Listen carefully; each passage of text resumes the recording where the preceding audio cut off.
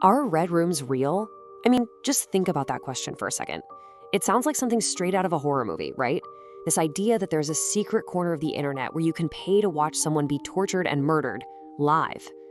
But is any of it actually true? Well, today we're going deep. We are diving headfirst into the most misunderstood part of the entire internet, the dark web. We're going to separate the chilling fiction from the often surprising reality. And we're doing it using insights from someone who actually operated at the highest levels of its illegal enterprises. So you're about to get the real inside scoop. All right, so here's our game plan. First, we'll look at the internet's real structure, that iceberg model. Then we get to the fun part, fact or fiction, where we tackle those deadly legends head on. After that, we'll cover the dangers you actually need to worry about, explore its surprising role as a safe haven, and finally reveal what this hidden world really looks like beyond all the hype. Okay, let's kick things off. To really get a grip on the dark web, you've got to understand something crucial.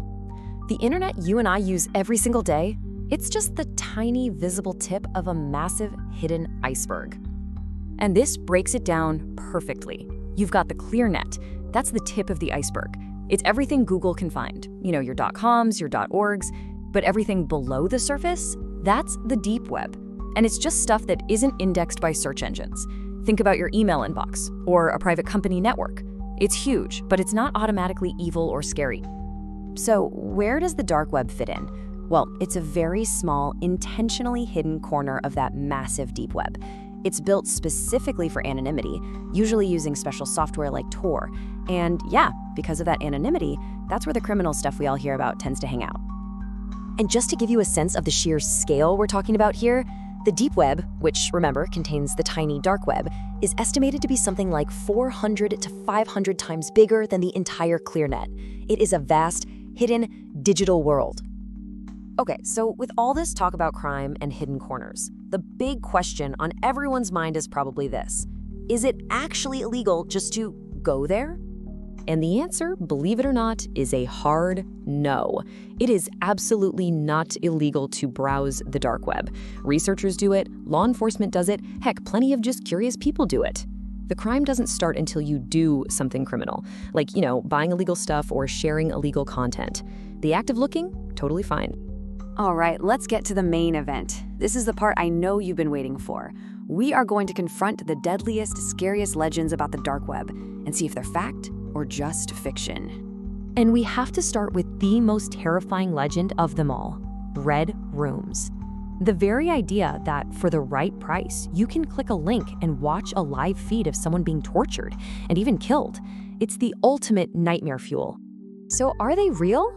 Well, according to someone who lived in that world, almost certainly not. They're a myth. I mean, look at this quote. "I have never heard of it, never seen it, never heard of it talked about." He even bet someone to go find one and prove him wrong, and they couldn't. It's just not a known public feature of the dark web. Okay, so red rooms are likely out. What about the next big one? Can you really hire a hitman with just a few clicks? Like ordering something off Amazon? Yeah, this one is pretty much pure Hollywood. The insider take is that this just doesn't happen in practice.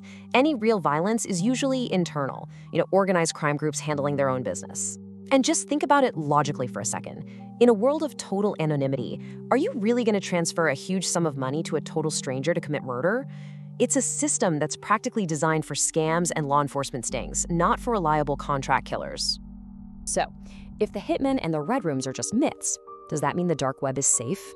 Absolutely not. So what are the real dangers? Because trust me, they are very real and they are far, far more likely to affect you personally. This right here, this is the real marketplace of the dark web. It's not assassins for hire, it's data for sale. Your data. Passwords, credit card info, social security numbers. When a big company gets hacked, this is where all that stolen information ends up, packaged and sold to the highest bidder. And the process is frighteningly simple. Step 1. Criminals hack into a company's security. Step 2, they steal user data in huge batches. And step 3, they sell that data on the dark web. And the people who are most at risk? Anyone who reuses the same password on multiple websites. So what's the takeaway here for you? Well, your best final defense against the real danger of the dark web isn't to be scared of it. It's to be smart about your own security. The single best thing you can do is get a password locker or a password manager and create unique, strong passwords for every single one of your accounts. That is your shield. Okay, so we've busted the myths, we've covered the real dangers, but there's another side to this story that most people never hear about. Believe it or not, the dark web has a good side. It's actually a vital safe haven for a lot of people. Yeah, check out this contrast. The reputation is all about criminals, illicit markets, and just plain evil intentions. But the reality is that the same tool that criminals use is also used by journalists, by activists. It's a tool for privacy for people who desperately need it. And that's the whole point. As the quote says, the dark web started out and still largely operates as a safe space for people to share ideas without fear. If you're a journalist in a country with heavy censorship, this is how you get information out to the rest of the world. It's how activists organize without being tracked and arrested by their government. It's a lifeline. All right, so as we start to wrap this up, let's bust one final myth, the visual. What does the dark web actually look like when you're on it? Well, a lot of it is just weird, isolated communities. Sure, you've got your hacking forums, but you also have forums full of conspiracy theorists, like people genuinely trying to find Atlantis, or groups who believe the moon landing was faked and think the government is tracking them.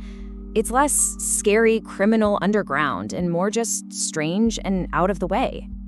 And maybe the biggest surprise of all is what you see in this quote. It does not look like it's in dark mode all the time. Forget that Hollywood image of a scary black background with green code flying everywhere. The reality, it's a clean user interface. It looks pretty much like the regular internet. And I think that really brings us to the final point. The scariest thing about the dark web isn't the myths, it's the misunderstanding. It's not inherently good or evil, it's a tool. And like any powerful tool, it's defined by how people use it. The real horror isn't some made-up red room. It's that we don't understand this complex, dual-natured space that reflects both the absolute worst and sometimes the very best of us.